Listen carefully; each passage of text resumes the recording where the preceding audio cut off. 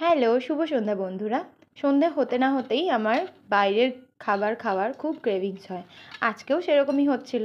তাই আজকে ভেবে ভেবে বাড়িতেই একটা নতুন কিছু চটপটা বানালাম। আর নতুন বানালাম বলেই তোমাদের সাথে শেয়ার করছি। এটাকে বলে ঘটি গরম। আমাদের ওদিকে লোকাল ট্রেনে এটা খুব বিক্রি হতো। আমি যখন পড়তাম মেসে থেকে, তখন ট্রেনে করে যাতায়াত করতাম যখন কলেজে, তখন এই ঘটি গরমটা খুব খেতাম ট্রেনে উঠলে। এখন আর তো ওইদিকে যাওয়া হয় না, তো খাওয়াও হয় না। ভাবলাম যে পুরনো স্বাদটা আরেকবার ফিরিয়ে আনা যাক। বিশেষ কিছু উপকরণ লাগে না এটা করতে। আমার মেয়ে ঝুরি ভাজা খেতে খুব ভালোবাসে।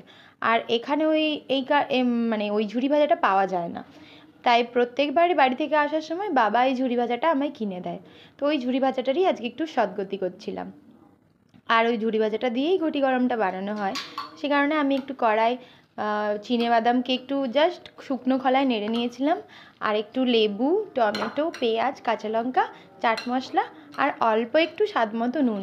ব্যাস, ঘটি গরম রেডি। আর ঝালটা যে যার স্বাদ মতো দেবে। আমি একটু লেবুটা বেশি খাই, তো সে কারণে আমি পুরো লেবুটাই দিয়ে দিয়েছিলাম। কিন্তু ট্রেনে পুরো লেবুটা দেয় না, আরও কিছু হয়তো অ্যাড করে ট্রেনে, আমি জানি না। কিন্তু আমি তো বাড়িতে এইভাবেই বানাই। অনেক দিন আগে একবার বানিয়েছিলাম, আর আজকে বানালাম। তোমরাও একবার বাড়িতে ট্রাই করে অবশ্যই দেখতে পারো। কেমন লাগে আমাকে কমেন্টে জানিও। টাটা।